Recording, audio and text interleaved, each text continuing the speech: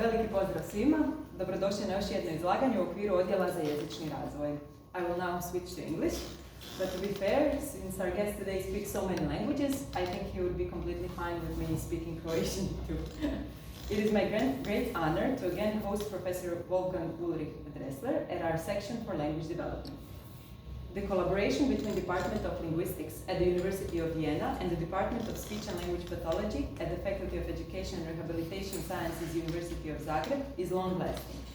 It dates back to the early 90s, when some members of the department, led by Professor Melita Kovačević, joined the cross-linguistic project on pre- and proto-morphology in language acquisition.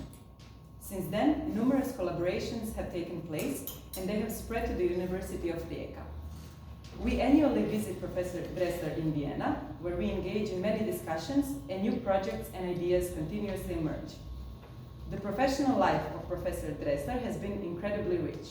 I will not even try to mention everything, as we only have 1 hour in total. His publicly available CV, which has not even been updated, contains over 50 pages. Therefore, I apologize in advance for missing out on some important things.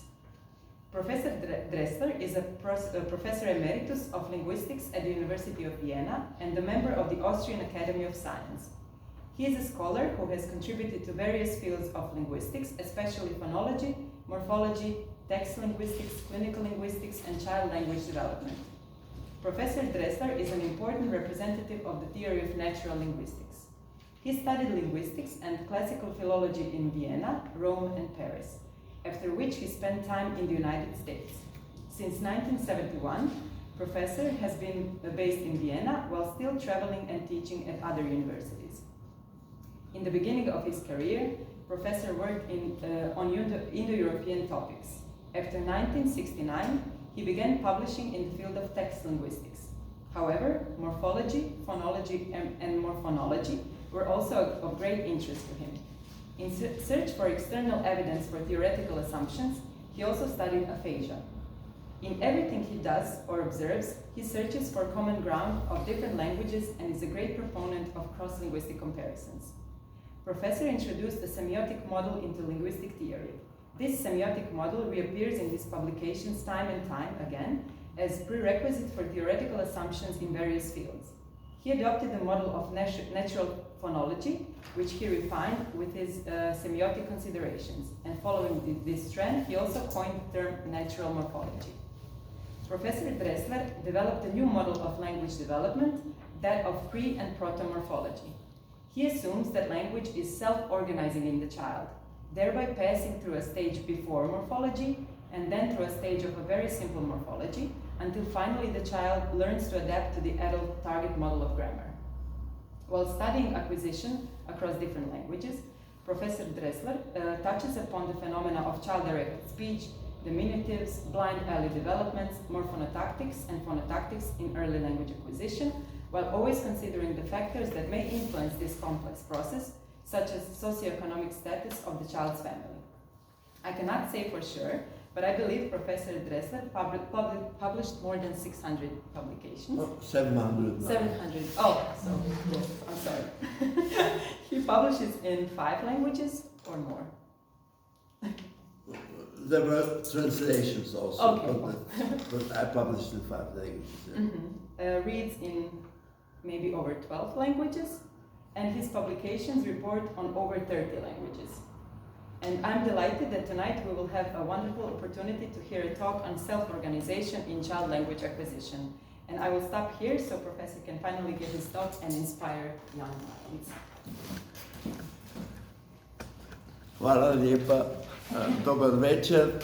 And excuse me that I will speak in English because my knowledge of Croatian is rather theoretical only. Not enough for being able to give a lecture in Croatian.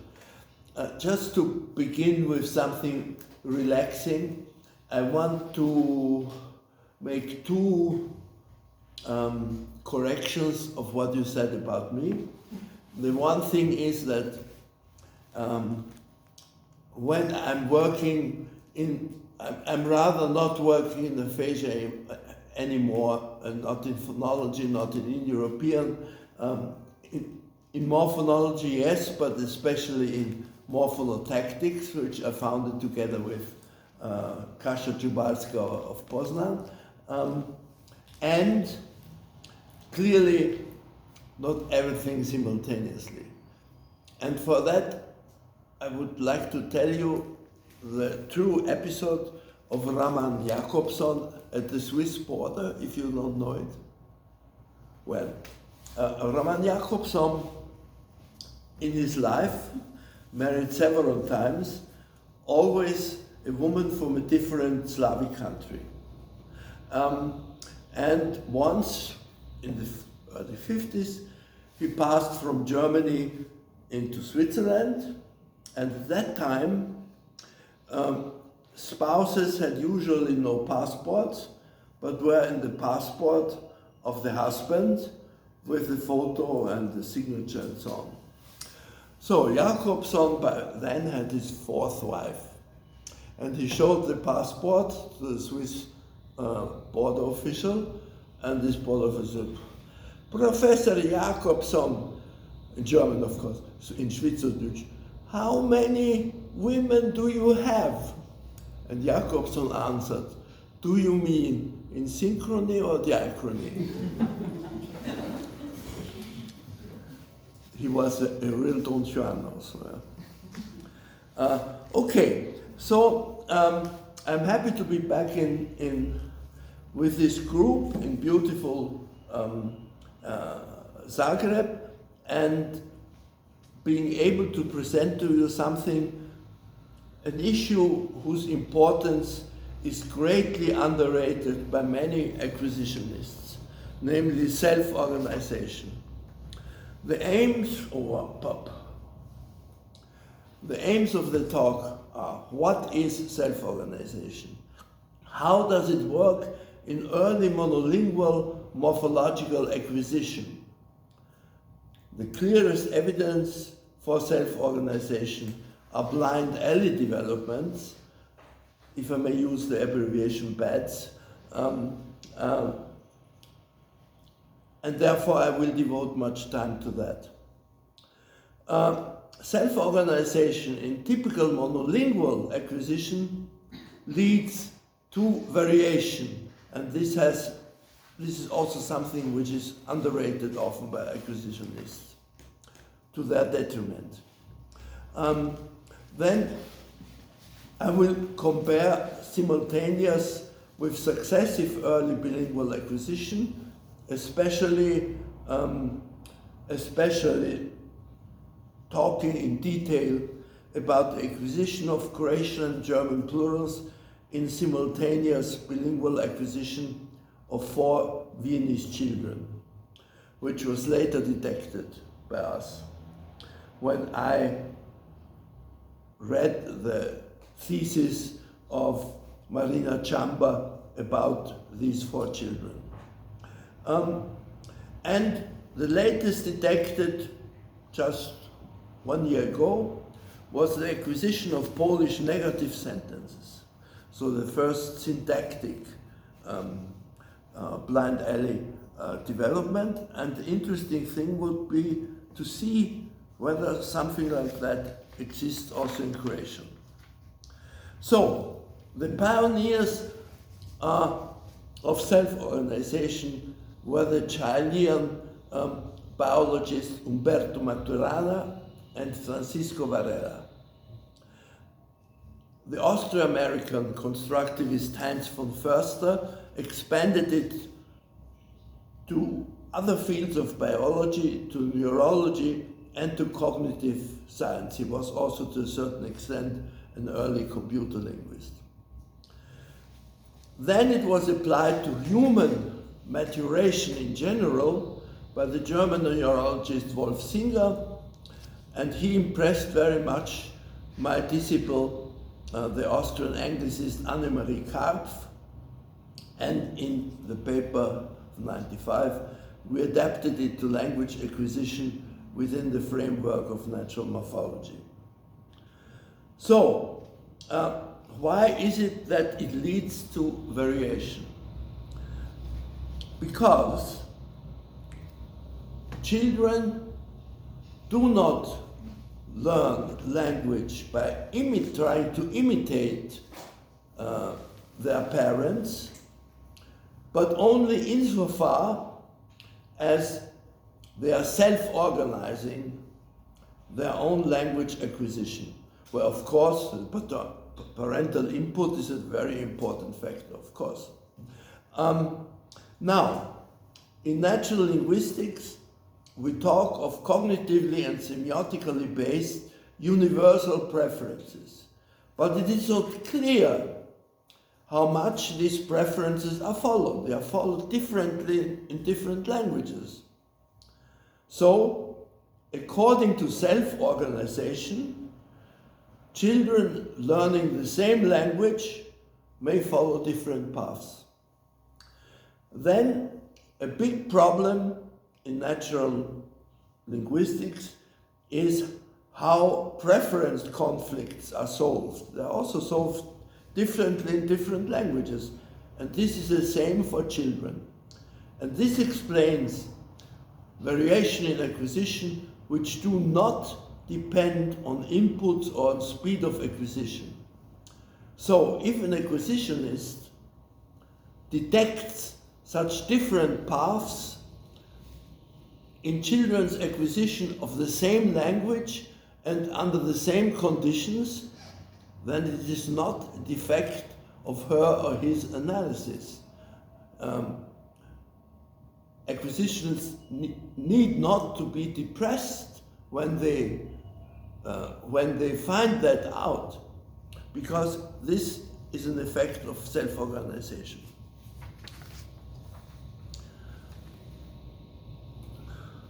Now, here are some relevant publications.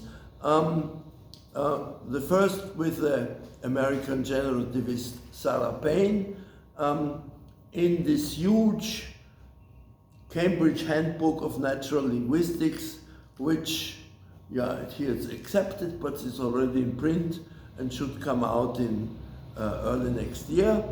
And there are other relevant chapters for this talk also there, where the newest thing is the contribution in Dressler, Meletis, and Baspel by the Greek young Greek linguist Dimitrios Meletis, who studied in Graz and is now in Vienna, where he showed that there are also natural preferences in orthography and in writing.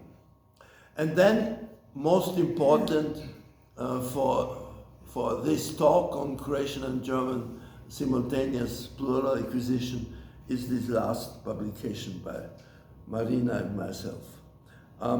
And just yesterday I heard that another publication is out in the open access journal Encyclopedia.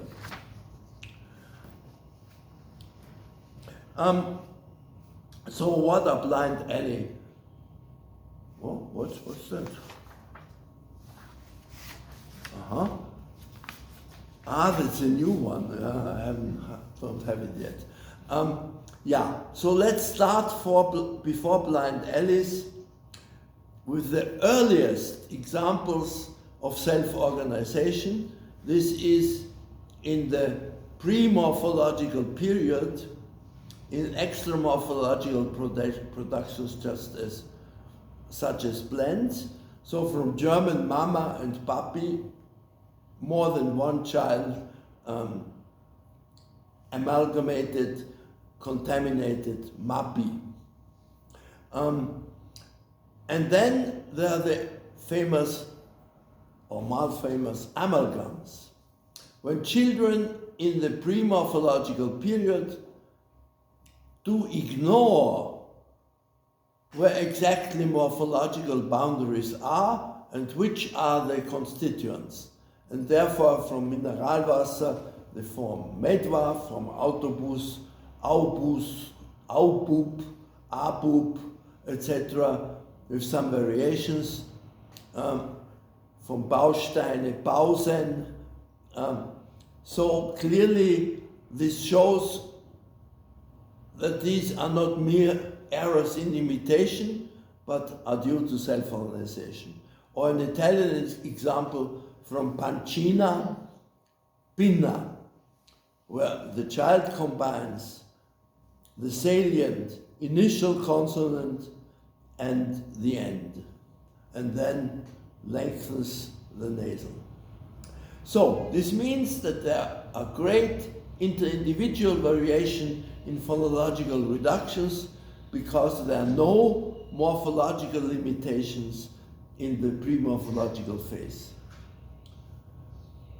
Of course, there might be more amalgams than we think, because when the phonological distance to the target is too great, we may overlook them. Then comes the proto-morphological period, when the child starts to recognize and later to manipulate input morphology. So this means that the child chooses, according to the child's interest, series of compounds with the same constituents.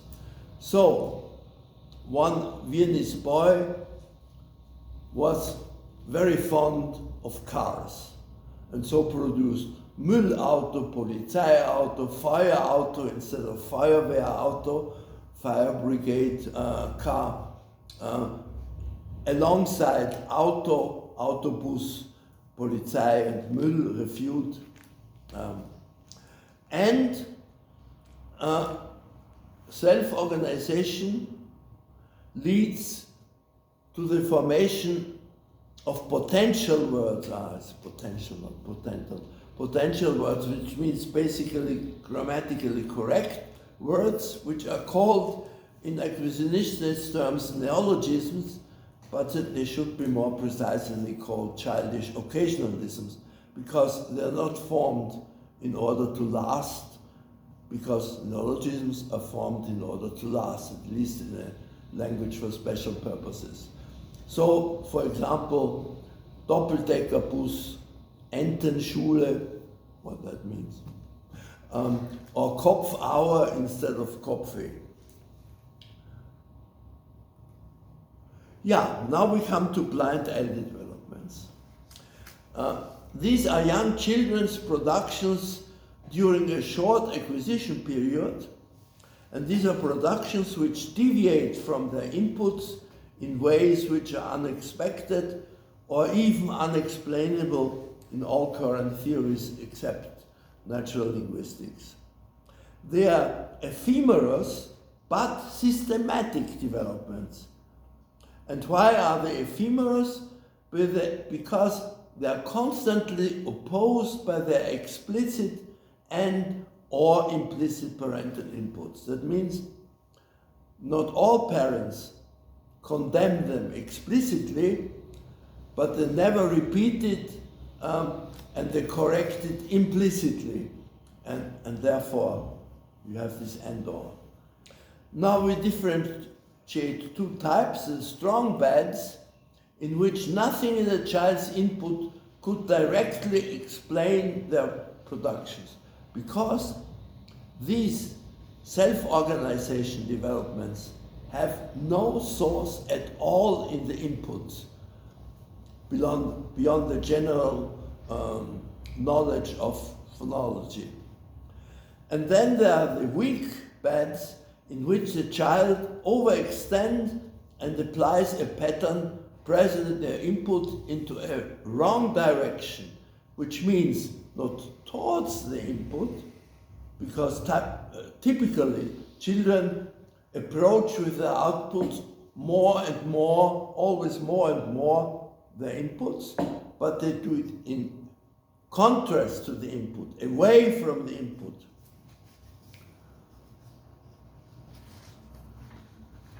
Now let's start with the more important strong morphological bads.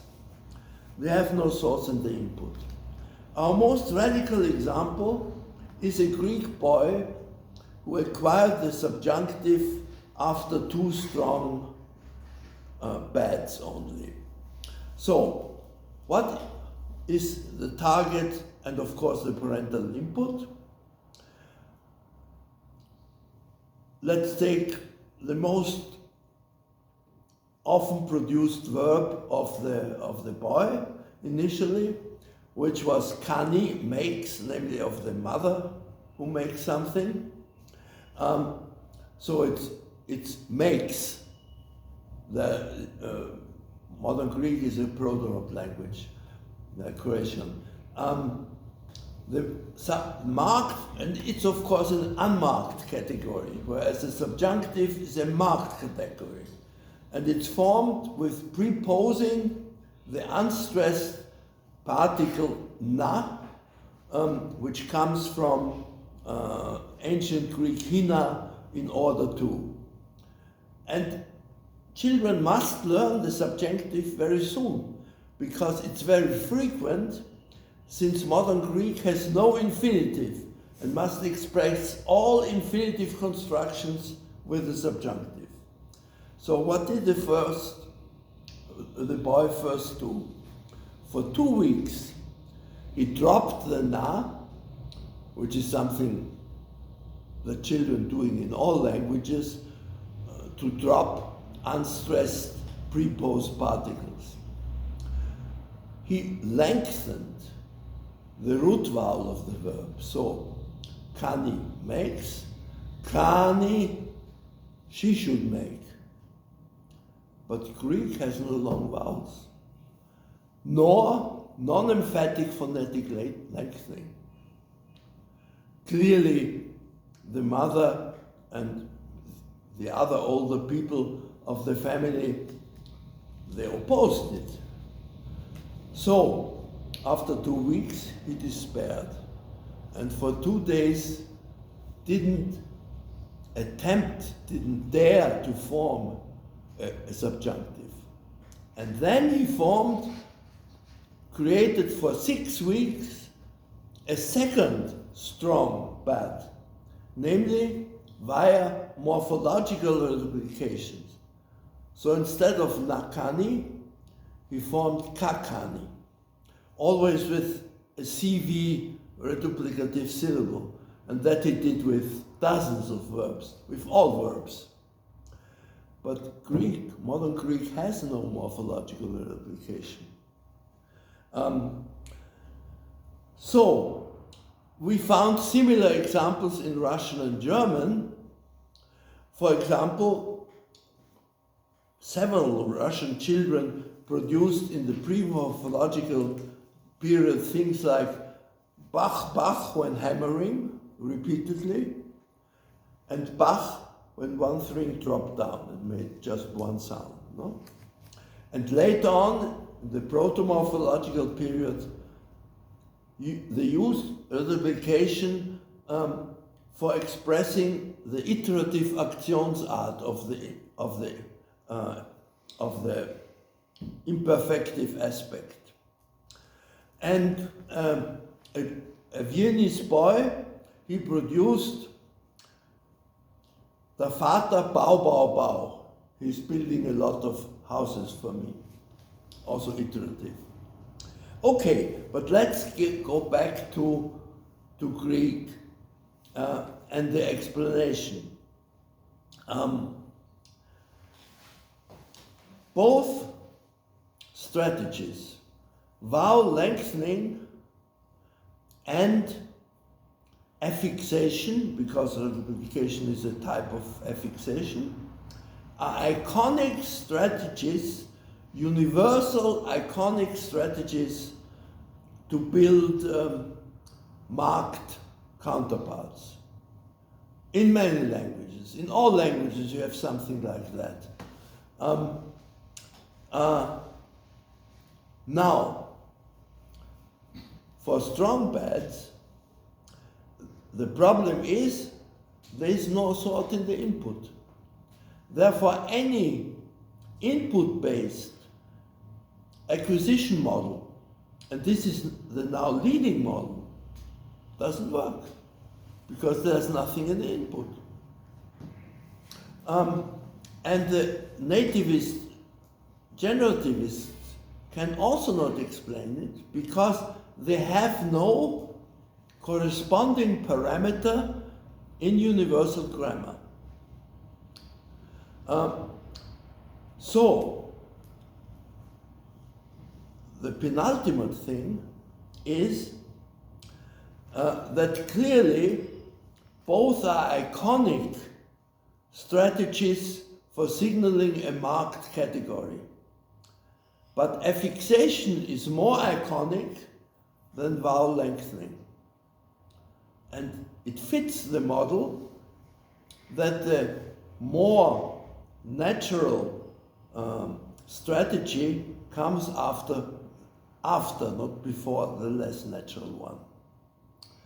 And finally, there's the paradox that this boy somehow reinvented ancient Greeks of 2000 before.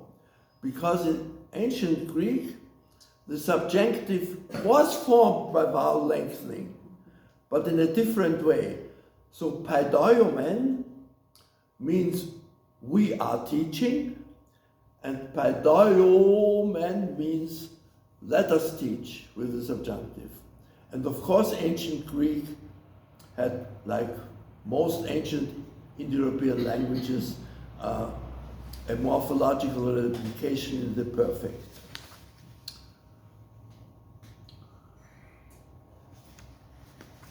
Now let's go to the last strong syntactic part, namely a syntactic part in Polish, the first one detected by my Ukrainian PhD Alona Kononenko-Soskiewicz. And we gave a lecture in Poznan last Poznan linguistic meeting and are now preparing a publication. In all languages, positive sentences or positive clauses are unmarked, whereas negative sentences are their marked counterparts. Therefore, negative sentences are less acquired than positive, later acquired than positive, and they are less frequent than positive sentences. Now, a typical target structure is nie czekam. Nie is the unstressed, always preposed negative particle, and czekam is like in Croatian. So, what is the bad? Czekam nie, where the negative particle is postposed and stressed. These are two strategies to increase salience, and there are two universal possibilities to signal marked categories.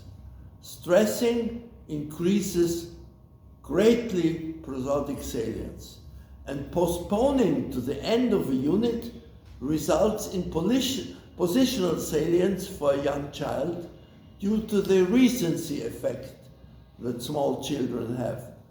Later on comes the opposite primacy effect, which is shown in many languages in abbreviations. My paradigmatic example, what happens with German Schokolade. Small children abbreviate it unanimously to Ladi with a diminutive, childish diminutive suffix, but later on only Schoko with the primacy effect.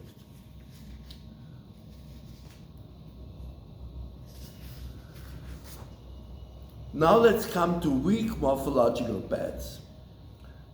They emerge when young children overextend but systematically wrongly apply a pattern present in the input in opposition to the input.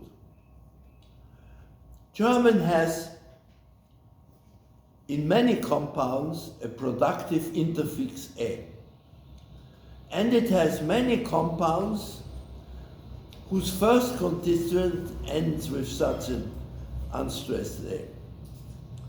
Now the bad consists with 4 children in a conspiracy to have unstressed a in the middle of a compound. So in the transformed Luftballone to Luftebone, where an interfix was ungrammatically added in the middle. Instead of Kinderkassette, they formed Kinesette. So they replaced the Aschwa in Kinderkassette with an Eschwa in Kinesette. So a wrong interfix. And in Lippenstift, there is an obligatory N-infix after the schwa, but they left it out. So the lack of an obligatory interfix. We found similar weak pads in French and Greek, but I won't go into it. In order to have more time for the simultaneous bilingual acquisition of Croatian and German plurals. These were 4 Viennese children, and all had the same pad. Not always the same length of duration of weeks, but they had it all. So, 2 main effects. The first is that of all the plural formation suffixes of Croatian and German, there's only one which is identical, plurals in A. These were greatly overextended, so they formed, all of them, all of 4 formed Krevete. And in German, from Mantel, in lieu of the pure umlaut plural Mäntel, they formed Mantele. But what is more striking, they formed Croatian plurals often according to German conditions and vice versa, German plurals according to Croatian conditions. So, German has productive 0 plurals. Slavic languages have none. But these Croatian learning children formed 83 tokens of 0 plurals, 0 Croatian plurals. Whereas in German, they formed much less 0 plurals than monolingual children because of Croatian influence. Next, German A plurals are especially productive with masculine, less with neuters, and there are no with feminines. So they formed, in Croatian, vlake, avione, tigare. Croatian has no umlaut. Thus, they formed many German plurals without umlaut. Mause instead of Mäuse, Kuhe instead of Kühe, Balle instead of Bälle. And this is very opposite to what monolingual children are doing, because with A plurals, they are overextending umlaut. They find it nicer if the plural has not only a suffix but also an umlaut. So, for example, in German, the plural of Kuss, kiss, is Küsse, and accordingly they formed Büsse from Bus. No? Normally it's Busse, of course. And what I forgot here, to put here, since there are also neuters, which are in German have a productive A plural, always only moderately productive.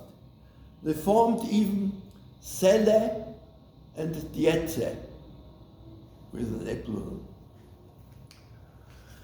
Yeah, now something interesting, because especially for Maja Kelic, who is teaching in Rijeka, where also Italian is spoken. So there could not be such a bad with Italian, because in the plural of a nouns endings, they differentiate in gender. So, female car drivers are autiste, but male car drivers are autisti. Therefore, there's no thing. Now, we described this Croatian, German, but with the notion of superposition, which we already earlier adapted from quantum physics into linguistics. What is superposition in quantum physics? In the 19th century, there began the dispute, the hot dispute, what is light? How does light propagate? Like waves or like particles?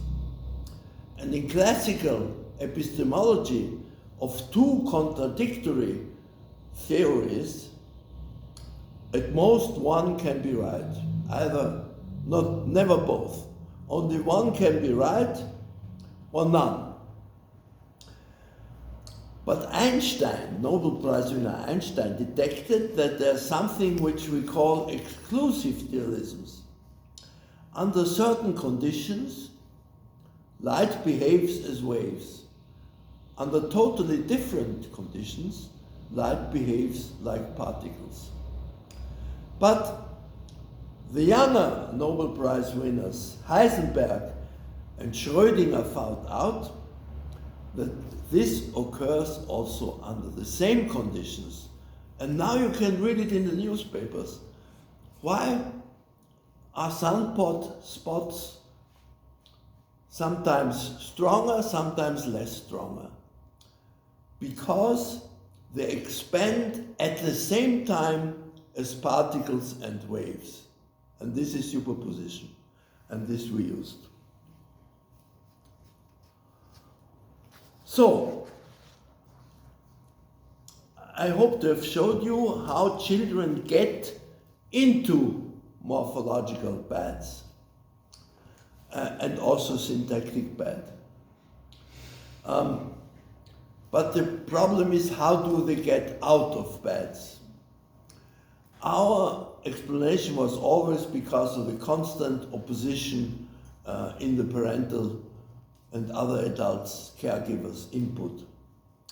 But I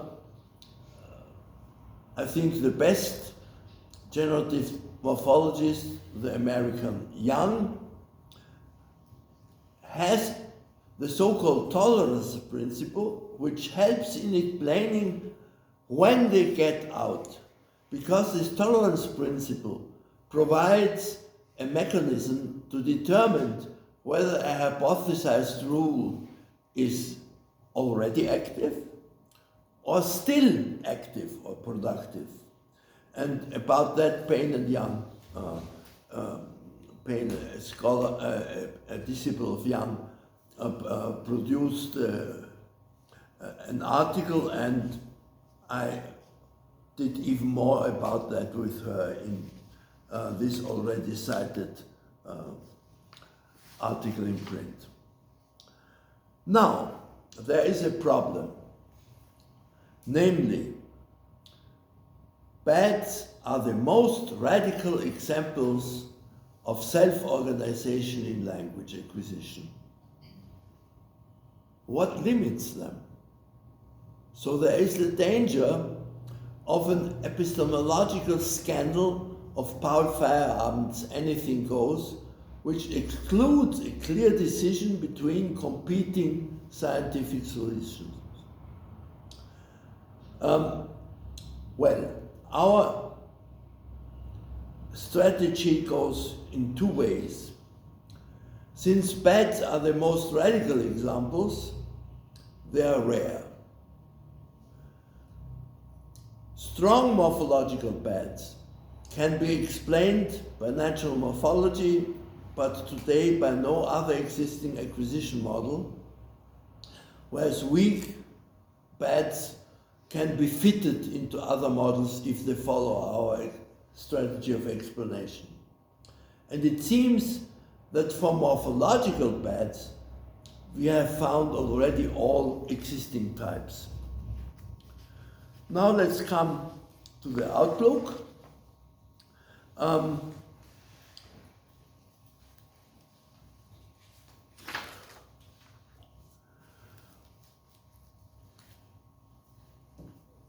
We wanted to compare systematically simultaneous bilingual acquisition with successive bilingual acquisition.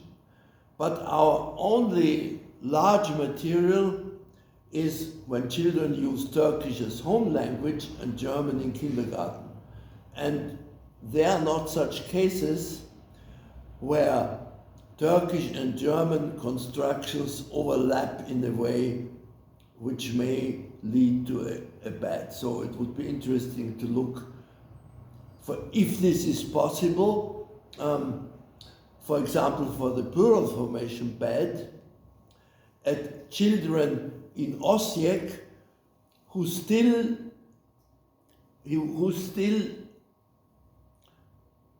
acquire simultaneously beyond Croatian also the dwindling German dialect, minority dialect of Esekerish.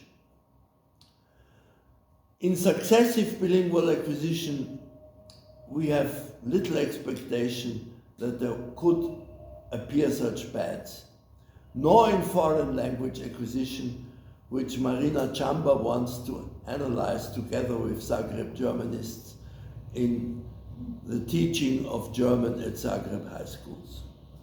So, thank you for the attention and patience, and particularly to Marina Chamba.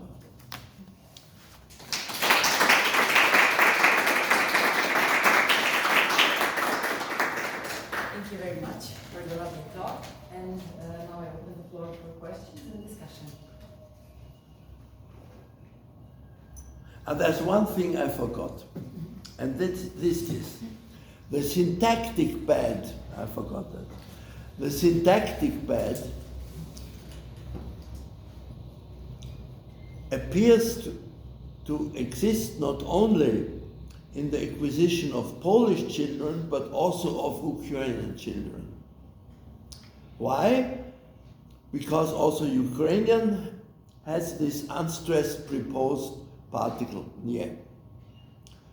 And nie in both languages is phonemically identical with no. Yeah? But that's not the case in Russian. You have the negative particle nie and the ill-famous from communist times niet for no, no? But what about Croatian? Croatian has the same situation as Polish and Ukrainian. So, is it true that it never appeared that nie was used in the wrong way in child acquisition? If this is true, and maybe somebody of you could check it in the existing materials, because it would be easy to find all the examples of nie, then this is a riddle. Thank you. So, if I may, about the ne in Croatian child language, it really did not appear in the corpus in a way that you have described. But I was wondering now, since you talked about frequency and how this phenomena can be of low frequency, maybe our corpus is not dense enough. Maybe children did produce it, but we didn't catch it. But not that no are used so often also by children. Yeah, but not in this order, right?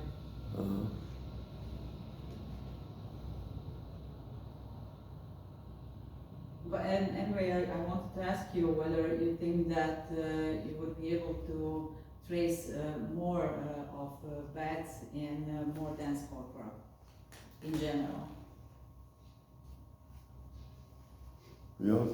Yeah, of course. My former PhD, Alona Konodenko-Soskiewicz, tries to find more material. Yes. Yeah, just a small comment. One reason why this didn't appear is because in Croatian this ne is often stressed. Not in all dialects, not in all parts, not whatever. You have this ne znam, where not ne znam, but ne znam, where this ne gets stressed, and then it sounds like one word. You can say ne znam. You must say ne znam. Except in some dialects around Rijeka, when they say ne znam, but this is now really dwindling.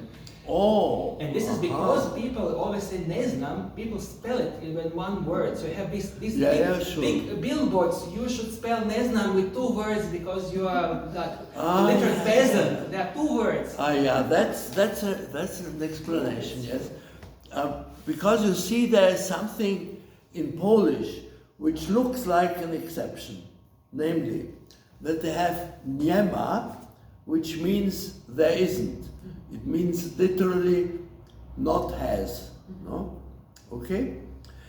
But they treat it like one word. They write it also like one word, and therefore, since Polish has penultimate accent, the pronunciation is niema, like the ne znam that you said. Yeah. Also in Croatian, nema, this is the same word, means the same. There Yeah, is of no- course, nema, yeah. Nema problema, yeah. So, this is one reason. But Yeah. of course, One- does not hold for all words. Yeah, but also Only for a couple of them. it holds for all verbs which has falling stress in the present, in the dialects which has this or whatever. Is So- it maybe that it occurs only with monosyllabic words? No, with monosyllabic it occurs almost everywhere, even in Zagreb.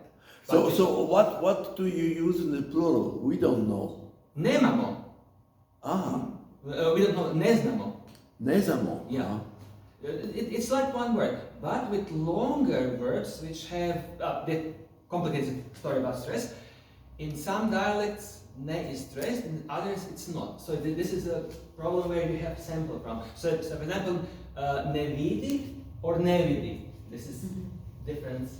Some say ne vidi, some say ne vidi, some say ne. So it could be also regional with some words. But this is complicated pattern in which verbs it shifts to ne, in which it doesn't.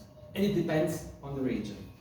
But with But short the verbs, standard is stress no, it depends whether this is on the verb. It depends on the falling tone or rising tone in the verb. And even there is a situation where it shifts into ne in all persons except in third person plural. Complicated. Yeah, but for short verbs like nema, ne zna, neću, I don't want to. Yeah. It always shifts almost. And these are the most common words like ne znam, nema, neću. Yeah, sure. True. And that's what children often say. Yeah, neću is like my child is. This is like the most common. The first word she said is neću. I don't know. That she used the negative form before the Yeah. positive, maybe. First word she actually said was ne. It's like the first word. Not mama, tata. Ne. That's great.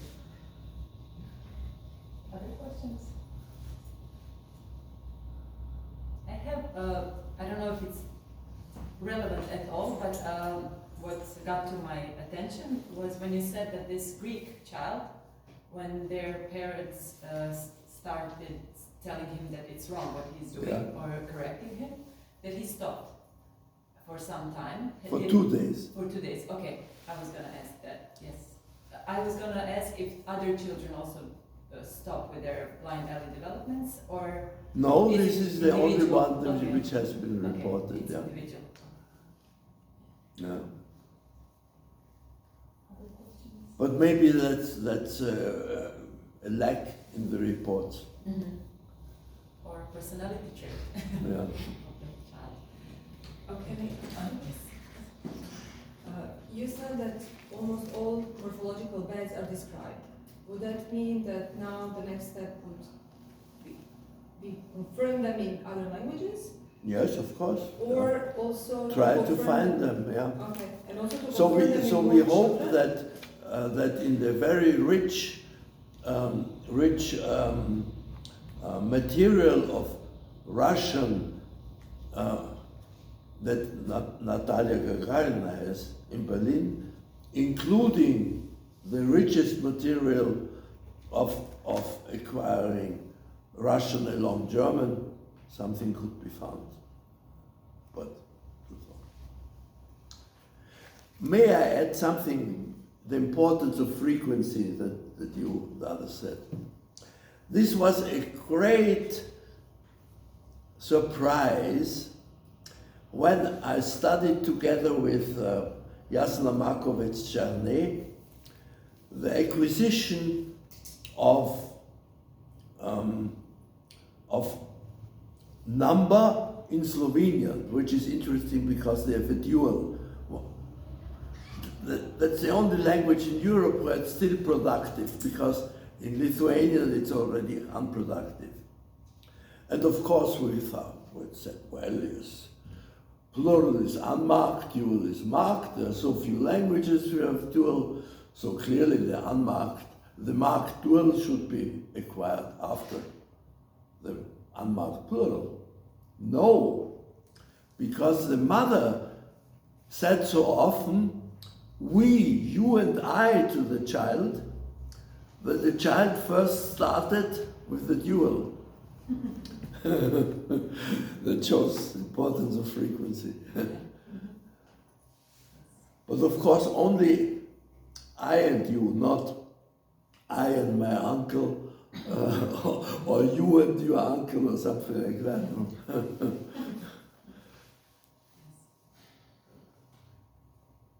If there are no comments, we would like to thank you for coming again.